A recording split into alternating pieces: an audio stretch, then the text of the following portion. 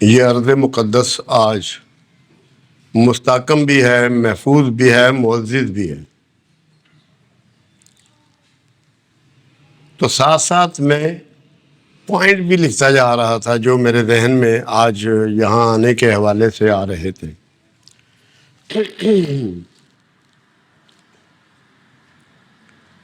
جب بھی ہم تاریخ میں لوٹتے ہیں، واقعات تو ہو چکے ہوتے ہیں، جو کچھ ہونا ہے وہ ہو چکا ہے۔ 79 ایئرز گزر گئے، 79 سال ہو گئے۔ تو پھر ہم کیوں دہراتے ہیں ان باتوں کو؟ ہم تاریخ میں کیوں جھانکتے ہیں؟ کیوں ریپیٹ کرتے ہیں ان لمحات کو جن سے ہم گزر آئے، ہماری اولادیں گزر آئی ہیں؟ یہ ہمیں دیکھنا پڑے گا قرآن حکیم کی جانب۔ قرآن حکیم داستانوں کی کتاب نہیں ہے، حکمت و ہدایت کی کتاب ہے، مگر اس میں اقوام کی تاریخ کا بہت سا تذکرہ موجود ہے۔ تو رب العزت نے تاریخ کو کیوں بیان کیا؟ کیا حکمت تھی اس میں؟ حکمت یہ ہوتی ہے تاریخ میں،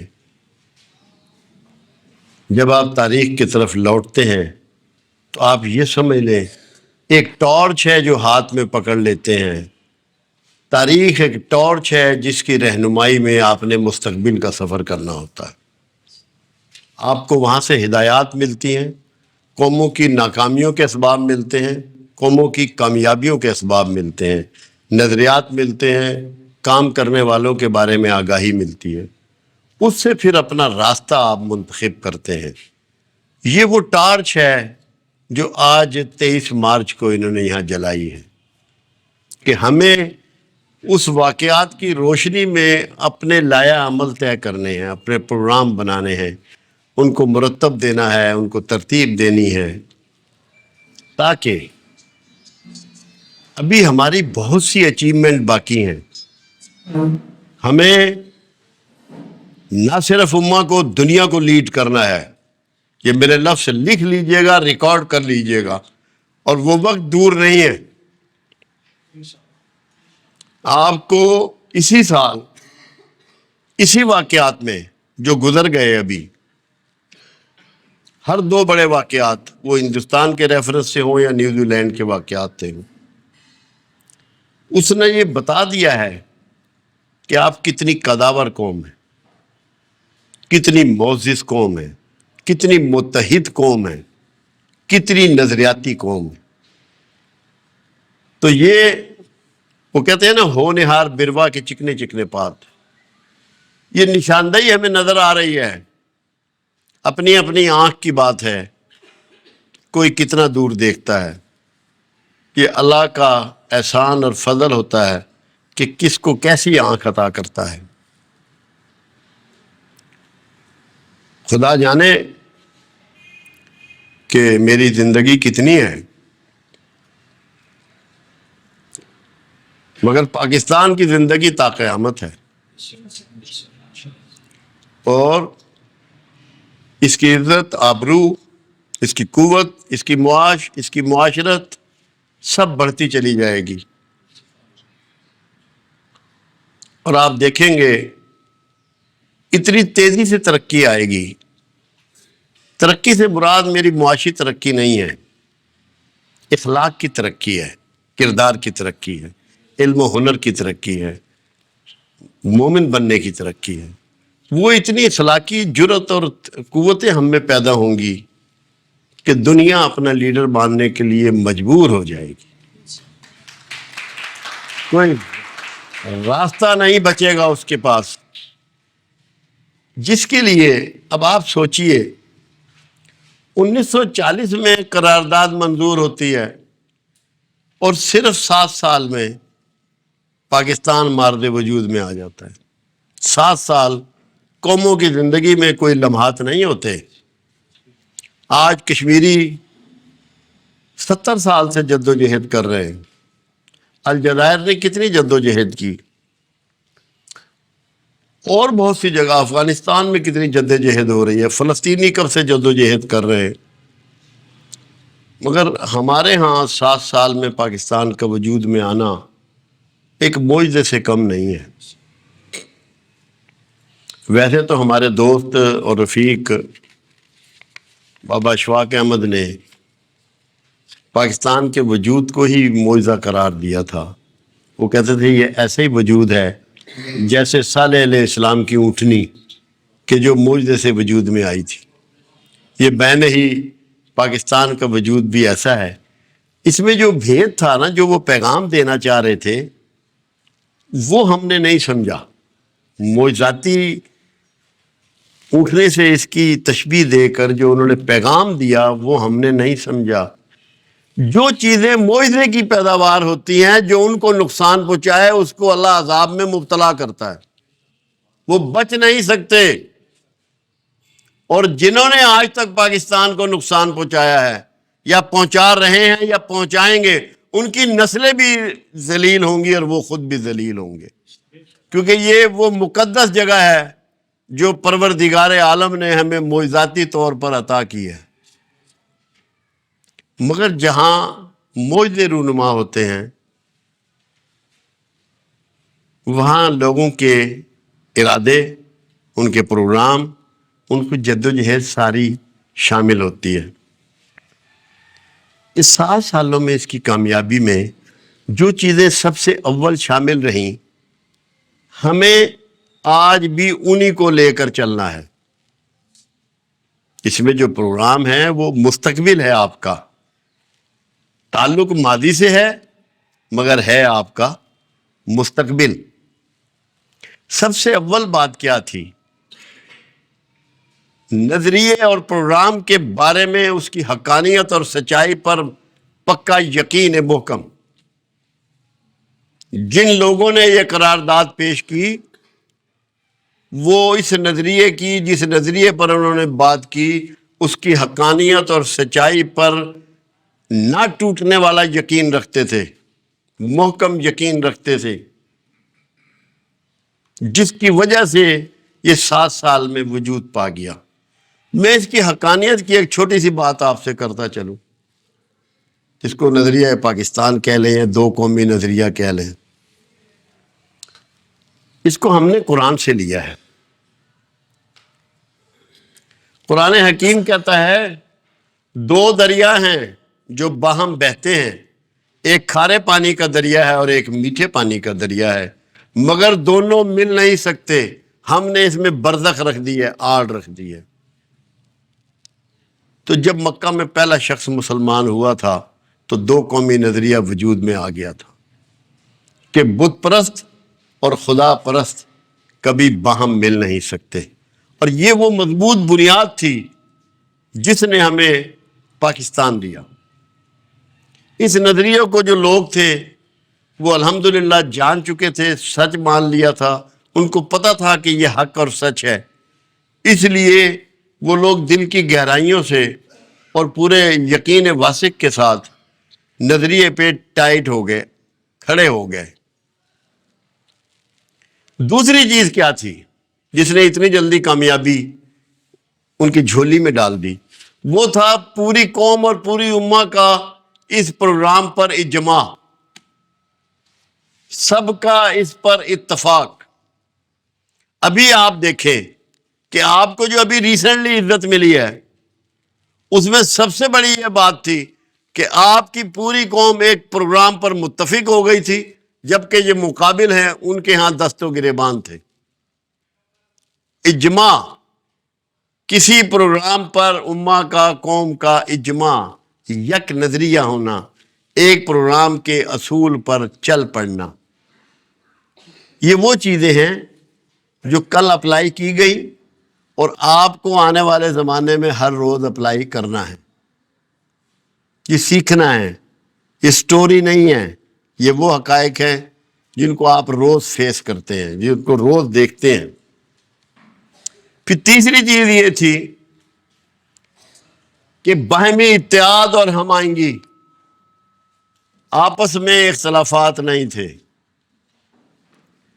ایک ہی پیج پہ تھے سارے کے سارے۔ حالانکہ بے شمار مسلمان وہ تھے جو مسلم لیگ کے ساتھ نہیں تھے، مگر اس پروگرام کے ساتھ تھے، اتحاد اور انڈرسٹینڈنگ، آپس میں میوچل انڈرسٹینڈنگ۔ امہ کی تعریف جب کی گئی نا، تو تعریف یہ تھی ایسے لوگوں کا گروہ یا اجماع جو اللہ کی حاکمیت لاگو کرنا چاہتے ہوں اور ان میں باہم کوئی تفریق نہ ہو۔ اگر تفریق موجود ہو تو اچیومنٹس نہیں ہوتی، کسی زمانے میں نہیں ہوتی، کسی حالات میں نہیں ہوتی۔ تو سب سے ضروری ہے اتحاد و ہم آہنگی۔ پھر ہے جہد مسلسل، کہ مستقل اور مستحکم بنیادوں پہ آپ کام شروع کریں اور کرتے رہیں۔ کام میں یہ نہ ہو کہ کبھی اس کو چھوڑ دیں اور کبھی شروع کر دیں۔ 1940 23 مارچ نے ہمیں سبق دیا ہے جہد مسلسل کا۔ جب وہ قرارداد انہوں نے اگلے دن پاس کی 24 مارچ کو، اس کے بعد کوئی گھر نہیں بیٹھا، آرام نہیں کیا،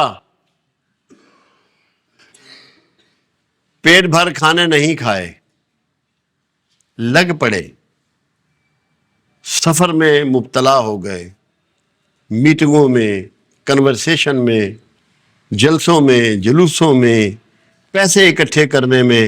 پیسہ کچھ زیادہ بھی لوگوں کے پاس اس وقت نہیں تھا، مگر جذبہ جو ہے وہ بہت مضبوط تھا، اس پہ لگ پڑے۔ ایک بات بہت امپورٹنٹ ہے، جو آپ کو کسی بھی اچیومنٹ میں سب سے بڑا رول ادا کرتی ہے، وہ ہوتی ہے اپنے پروگرام کے مکمل ہونے کے بارے میں پر امید ہونا۔ اور اللہ کے ہاں جو سب سے بڑا گناہ ہے جس کو کفر قرار دیا گیا، وہ مایوسی اور نا امیدی ہے۔ وہ لوگ پوری طرح پر امید تھے کہ جو ہم نے گول بنایا ہے، جو ہم نے پروگرام بنایا ہے، جس نظریے کو لے کے ہم گھروں سے نکل پڑے ہیں، یہ میچیور ضرور ہوگا، یہ کامیاب ضرور ہوگا۔ تو آپ لوگوں نے بھی اپنے بزرگوں کی نقل میں امید کے دامن کو کسی شعبہ زندگی میں ترک نہیں کرنا، ہر حال میں پر امید رہنا ہے۔ پھر اس کے علاوہ ایک کمال اور خوبی اور تھی کہ اچھے لوگ اکٹھے ہو گئے تھے، اچھا ٹیلنٹ اکٹھا ہو گیا تھا، اچھے کردار کے لوگ اکٹھے ہو گئے تھے۔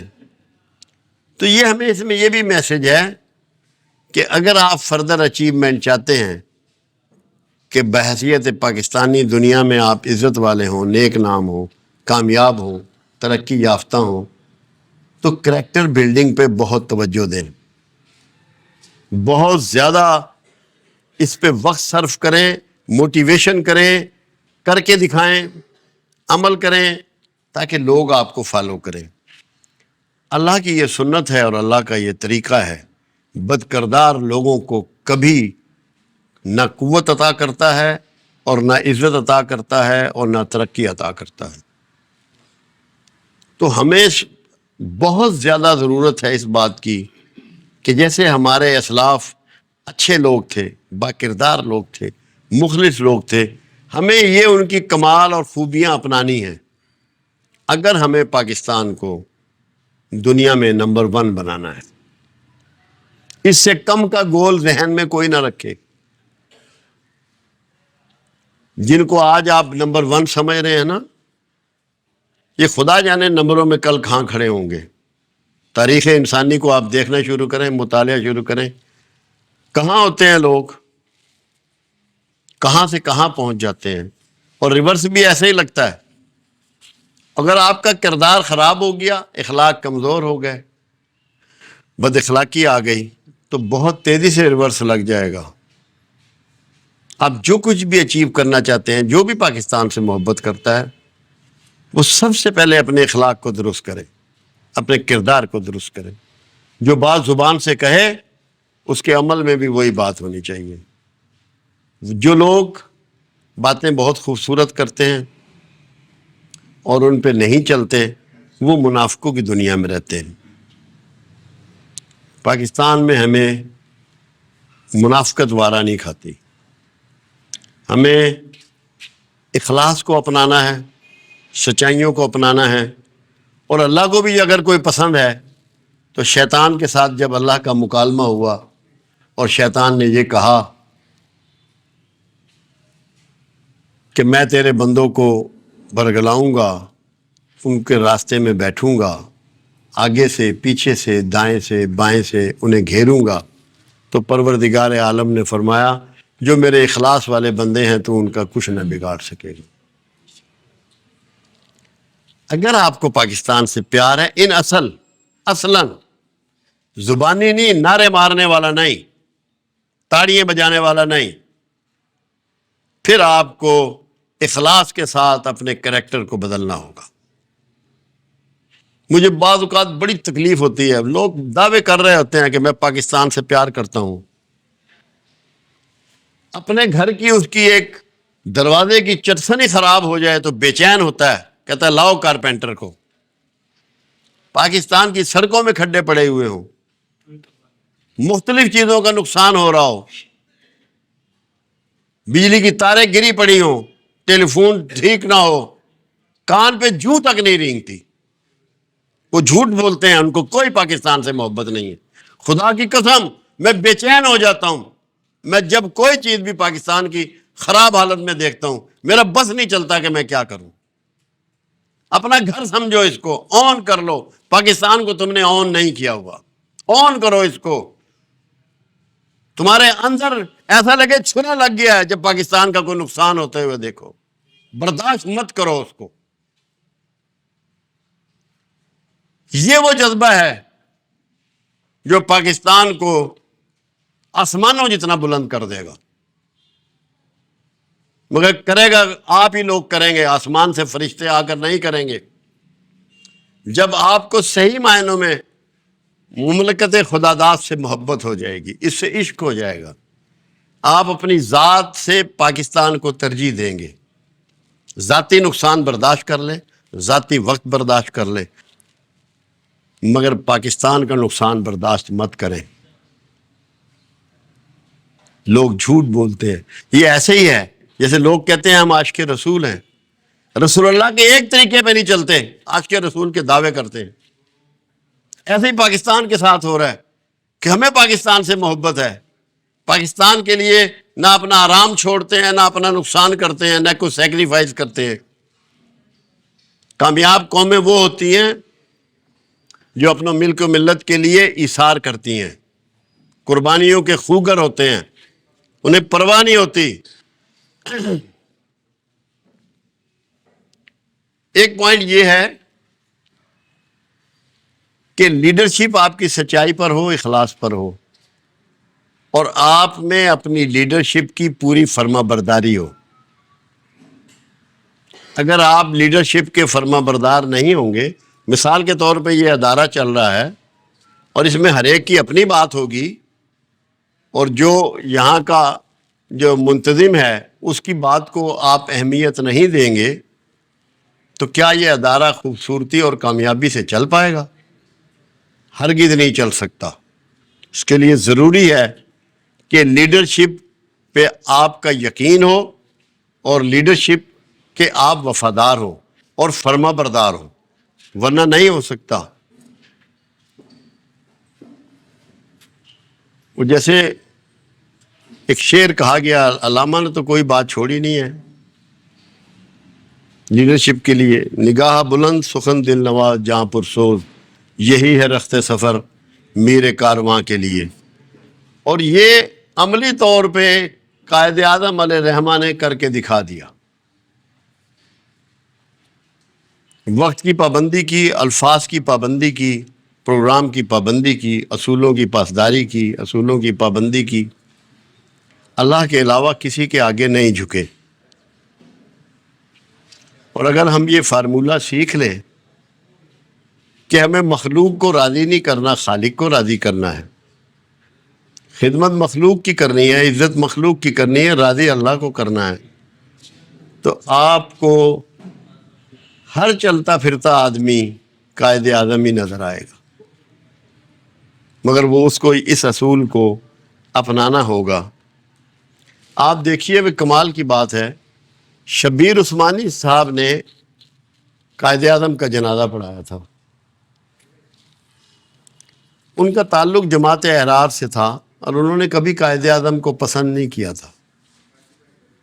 جنازہ وغیرہ ہو چکا، کچھ عرصے بعد ایک دوست نے ان سے پوچھا، بڑے قریبی دوست تھا، کہ عثمانی صاحب آپ تو قائد اعظم کو پسند نہیں کرتے تھے، پھر آپ نے جنازہ کیوں پڑھایا؟ یہ بہت تاریخی بات ہے جو میں آپ لوگوں کو بتا رہا ہوں، بلکہ شیئر کر رہا ہوں آپ سے۔ ان کے اصرار پہ انہوں نے کہا کہ مجھے رات کو رسول اللہ صلی اللہ علیہ وسلم کی زیارت نصیب ہوئی، اور قائد اعظم کے کندھے پہ آپ نے ہاتھ رکھا ہوا ہے اور میری طرف اشارہ کر کے فرما رہے ہیں یہ میرا مجاہد ہے، تو مجبور ہو گیا میں جنازہ پڑھانے کے لیے۔ قائد اعظم کی تو داڑھی بھی نہیں تھی، مگر رسول اللہ کے مجاہد تھے، انہوں نے بے غرض ہو کر امت مسلمہ کے لیے کام کیا۔ کیونکہ ایک بات ہمیں پتہ ہونا چاہیے کہ یہ دو قومی نظریے میں پاکستان کی اہمیت کیا ہے۔ دو قومی نظریہ تو عرب میں بھی موجود تھا، جس کی وجہ سے وہاں بھی ہجرت ہوئی ہے، رسول اللہ صلی اللہ علیہ وسلم مکہ چھوڑ کے مدینہ چلے گئے۔ یہ ہمیں سمجھنا ہے۔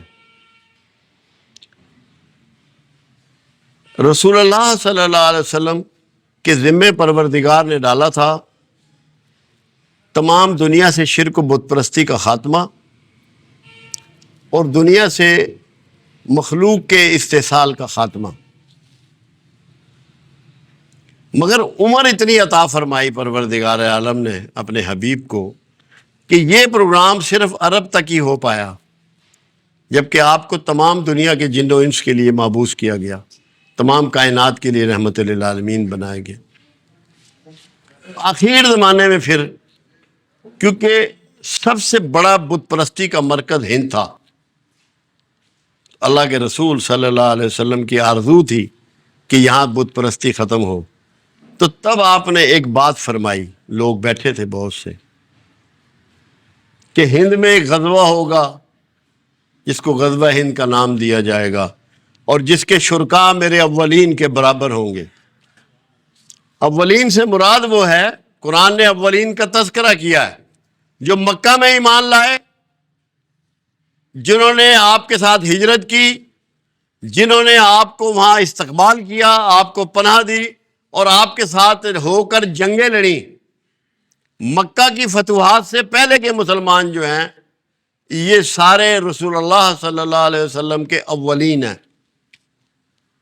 تو اس کا مطلب یہ ہے کہ ہند کے مسلمانوں کی یہ ذمہ داری ہوگی کہ وہ ہند سے شرک و بت پرستی کا خاتمہ کریں اور استحصال کا خاتمہ کریں، جس کے لیے بنیادی طور پہ پاکستان وجود میں آیا۔ باقی معاشی مسائل، تعلیمی مسائل، دیگر مسائل چھوٹی باتیں تھیں، اصل مقصود و مشن وہی تھا، اور جس کے لیے پروردگار عالم نے ایسا ملک جو سوئی تو نہیں بناتا، ایٹم بنا لیتا ہے، میزائل ٹیکنالوجی دنیا کی نمبر 1 کی حاصل کر لیتا ہے۔ یہ پروگرام بتا رہا ہے آپ کو کہ اللہ کی مرضی کیا ہے، رسول اللہ کی مرضی کیا ہے۔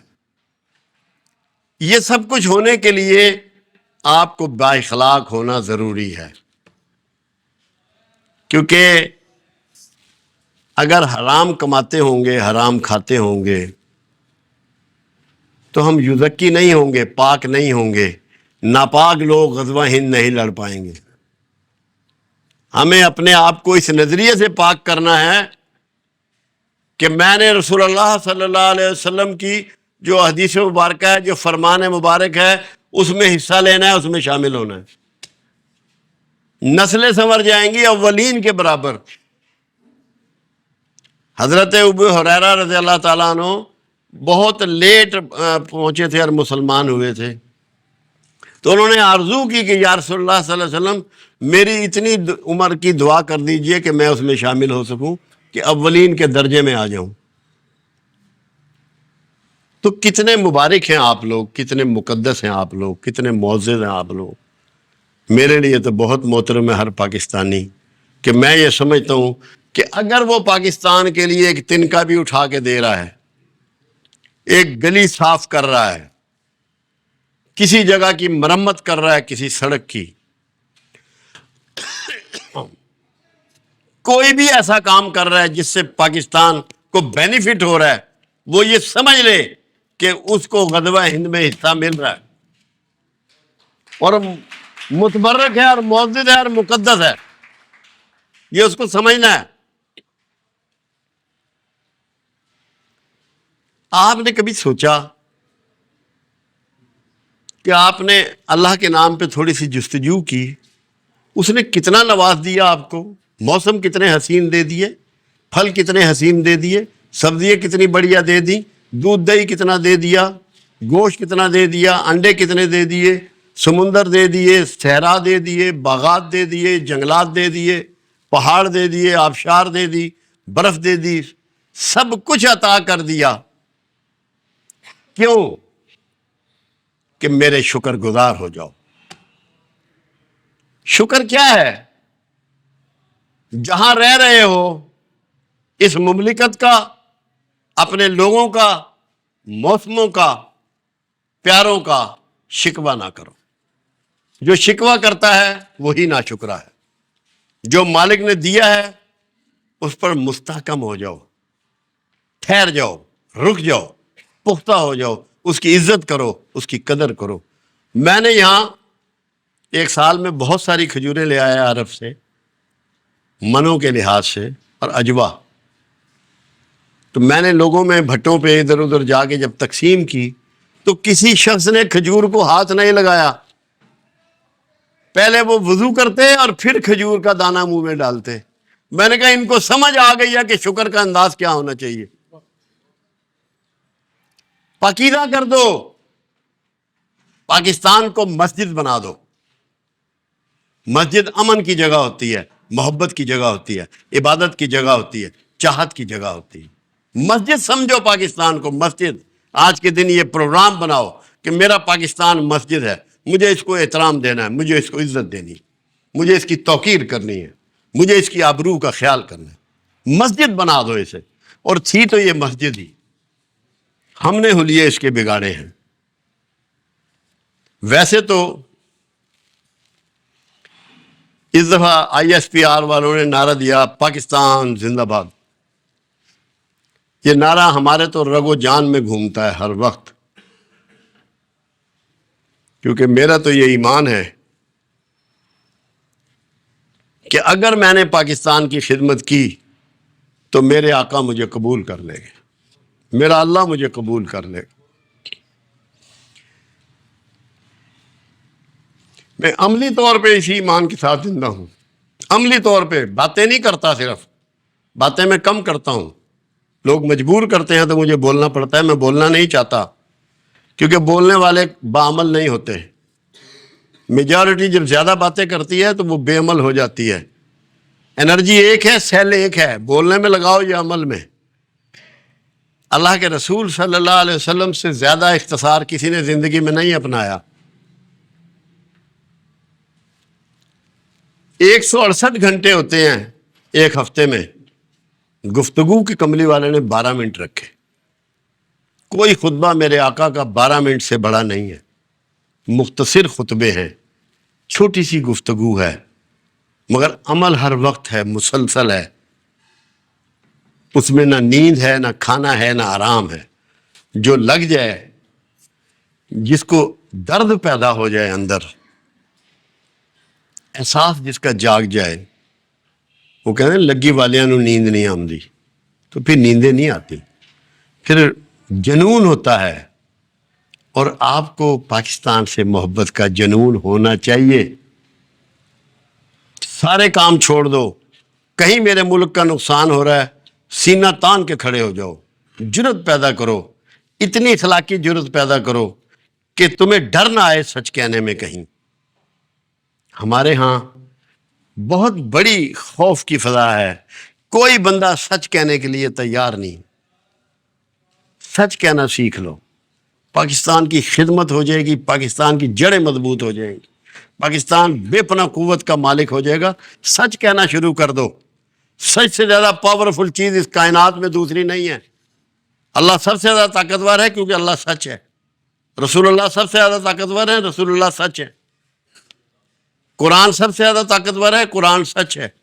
تو جب آپ ان چیزوں کو اپنا لیں گے تو آپ بھی سچ ہو جائیں گے، اور سانچ کو آنچ نہیں ہوتی، کوئی نقصان نہیں پہنچا سکتا، کوئی تکلیف نہیں پہنچا سکتا، کوئی دکھ نہیں دے سکتا۔ میرا پاکستان میرا گھر ہے، میرا دفتر ہے۔